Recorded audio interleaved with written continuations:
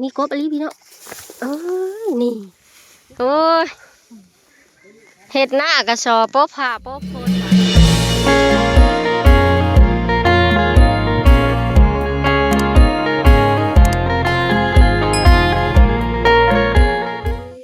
สบายดีเบิร์ดจุกูจุกคนพอกับซาดาคือเก่าไปส่องผู้ระดาสาวเล่าพี่น้องเนาะมือนี้แดดแจ่มซาดากะลงเกี่ยวเขาคือเก่าเนาะพี่น้องเขาซุกร้ายกว่าเก่าเนาะพี่น้องซุกงวดช้องมีซุกร้ายกว่าเก่าเนาะมือนี้ซาดากะสิลงเกี่ยวเขาพี่น้องพอฤดูการเก็บเกี่ยวเขาเลยเนาะทุกคนเกี่ยวเอาทุกคนเพราะว่าฉันเอาจากตัดมันก็บ่ได้เขามันหล่มลายเนาะมีแต่ใส่มือเฮาอย่าเกี่ยวเอาไปทุกคนมือนี้ทีมงานกันหลายคนนะพี่น้องเนาะเพิ่นมาซอยกันนี่เขามันสุกหลายแล้วก็เพไผก็คือบ่กินแหละมันนี่เนาะนี่เพื่อจะได้เขาเกี่ยวม่วนอยู่บ่ม่วนบ่เกี่ยวเขาฮะเกี่ยวเขาบ่ทันได้พ่อลองอยากกินหันกินหนีพวกเขาไม่ลองนึงเลยดิทุกคนอันนี้น้องพี่น้องมันเกี่ยวเขาเนาะโอ้เกี่ยวเขาซอยกัดเด้อพี่น้องเอ้ย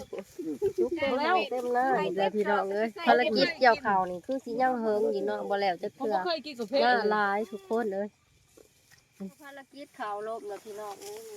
ดีเจพระเจ้ากับป้าไว้เนาะต้นลบนี่โอ้ปัญญาตีนี่ป้าเขาลบไว้คอยเกี่ยวเกี่ยวให้ตัวพี่น้องคนเดินพักพันปลาวัดเด้อมันจะบ่ไหวแล้วเนี่ยเขาลบนี่คือเถื่อนข้อมาหัวหมู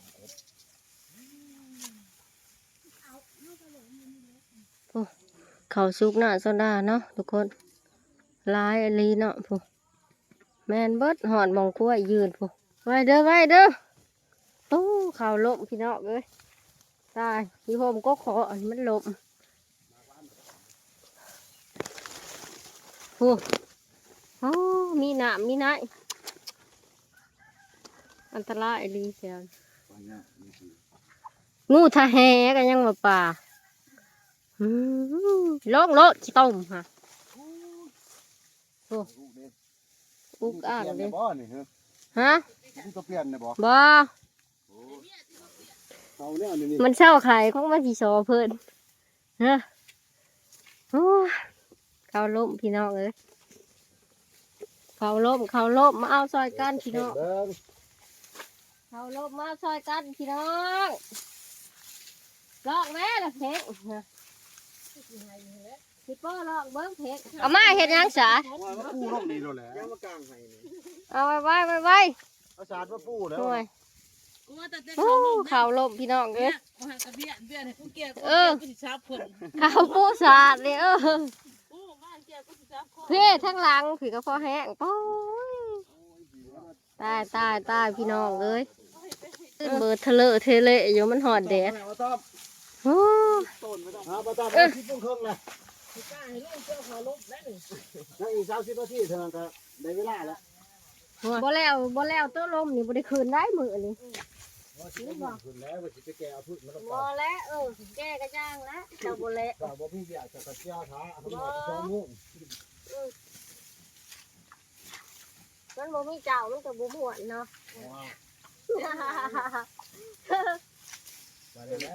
เฮ็ดได้ไรเอาตีนเตะคืนเอาตีนเคลียร์ขึ้นเลยนะโอ้แนวนั้นบ่ซะคักอยู่ดอกซะเนาะโอ้เกี่ยวเข่าพายเดี๋ยวมันหลบ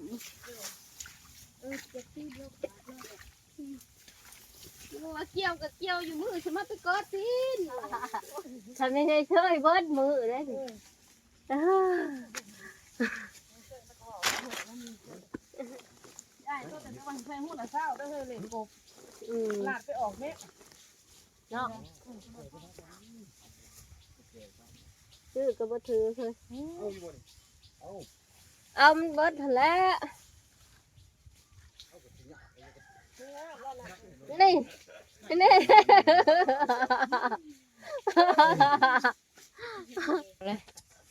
นี่น้องเคยแล้วหนีปลาอะไรมาเอาเขาลบสกัดได้เอาเป็นจะได้กว่าผู้ซื้อเกี่ยวขาลบยายป้า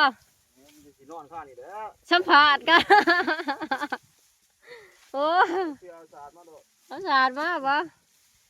โอ้ย คนลมยังว่า อยู่ใกล้เฮาก็ได้ดอกกลัวเฮาก็บ่ได้มาเมียต้องก็บ่ได้มา อันนี้บ่เว้ยอันนี้บ่โอ้ เกี่ยวใกล้กันนี่เฮา มันก็ม่วนเลยเนาะ เออ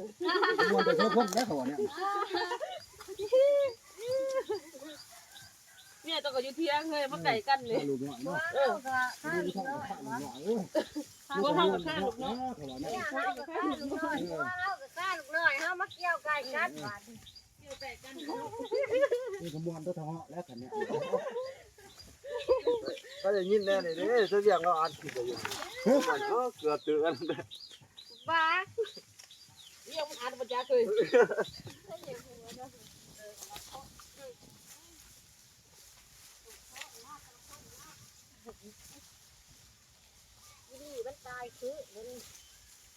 เป็นจะได้ความหูซึกก็ยืดเบิดทะเลาะอยู่ฮะบ่เกี่ยวข่าวซ้อยืนแนมเบิ่งซื่อๆอู้กล้วยตุนเนี่ยไอ้กล้วยก่อนพี่น้องเลยยืนเบิดอยู่อีต้นมัน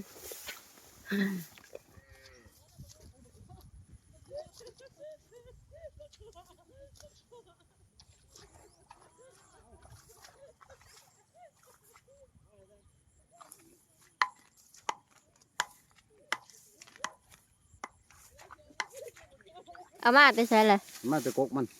เบิ้งหาแก้เบิ้งเบิ้งแน่พี่น้องบักเกาะ นี่ เงาะป่าเอามาเอา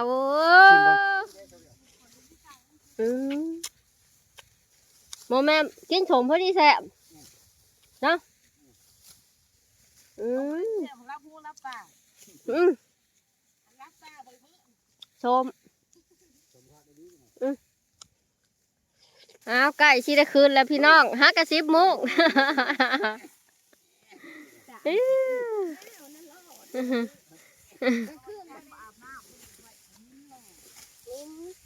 คือกล้วยเน่าง่ายหายในหุ่นท่าน่ะจ้ะพอเฮ็ดมันอยู่ดอกเอาโคมปกเนี่ยเราว่าสิอ้ายมึง เจ้าไปเฮ็ดแล้วครับโคตรเราจะบ่ได้มาไก่บ้านไก่ช่อง นี่ทุกคนโซดาเกี่ยวเขาไปเกี่ยวเขามาเพราะว่าเห็นใบตองเนาะมันคือสิมีกบนะทุกคนเนาะนี่มาเบิ่งกันมันสิมีกบบ่อึบมีกบอะไรพี่น้องนี่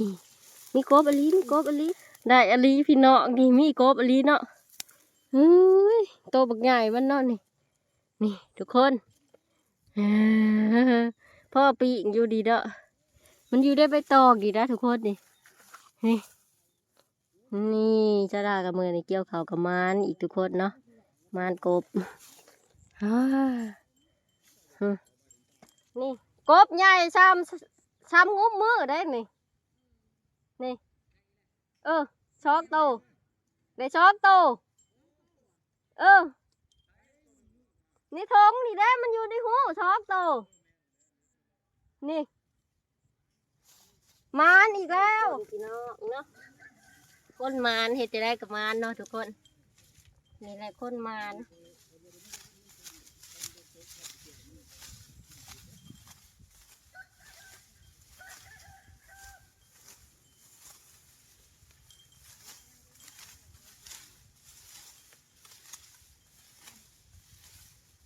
เกี่ยวเขาเป็นเช้าเป็นแดดทุกคนตอนนี้ตื่นมาพักผ่อนอยู่เที่ยงกินข้าวกินน้ำเนาะ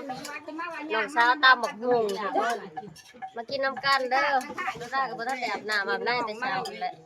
ลงเกี่ยวแล้วตื่นมานอนพักผ่อนกินข้าวต่อพี่น้องแซ่บแล้วบ่ แซ่บเลย แม่ครัวเนาะน้องสาวสดาอินสาวเกี่ยวตามหมกแซ่บๆเลยพี่น้องมาเด้อมาเด้อ ใส่หอยพอได้นี่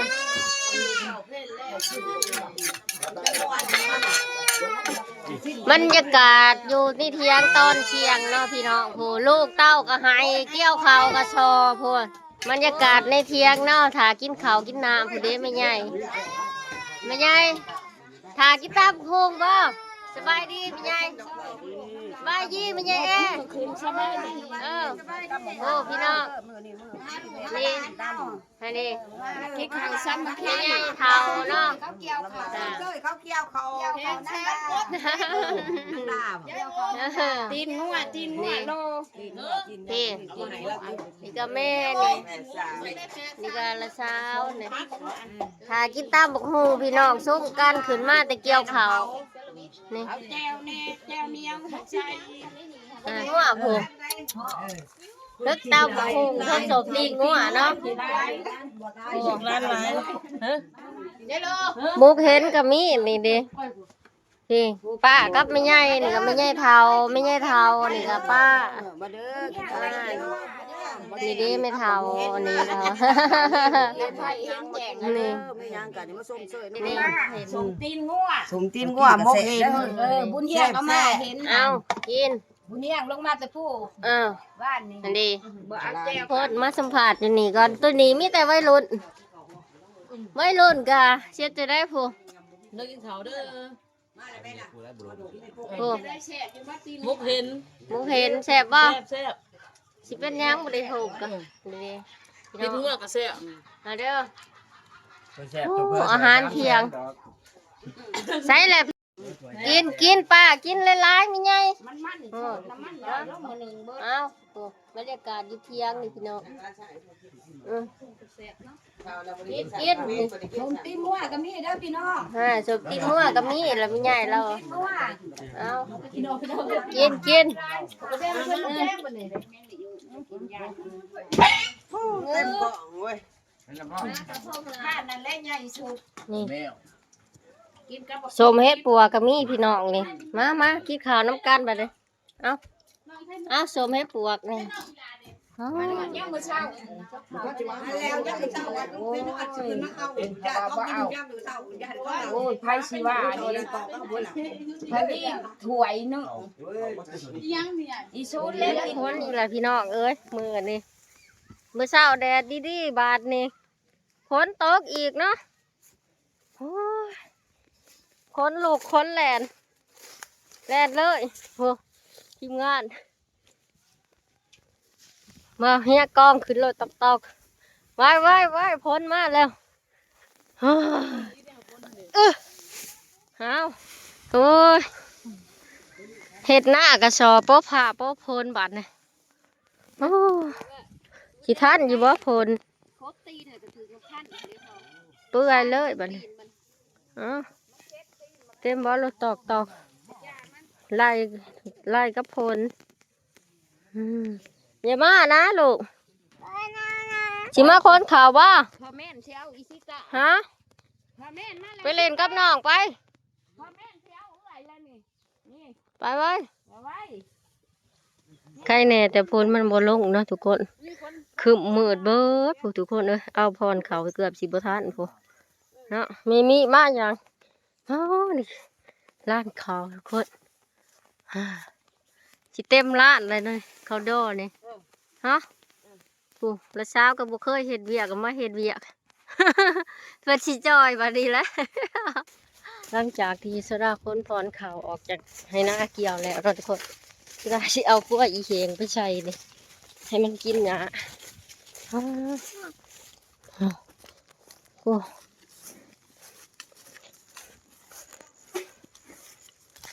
จากที่โซดาเกี่ยวเขาเก็บพรเขาแล้วมื้อนี้เนาะโซดา15ลูกไปหาหมอทุกคนลูกบ่สบายโซดาก็เลยขึ้นมาจากคนเขาก่อนเนาะมาอาบน้ำแล้วก็15ลูกไปหาแพทย์เนาะเพิ่นบ่สบายลูกสาวโซดานี่ไอเนาะทุกคน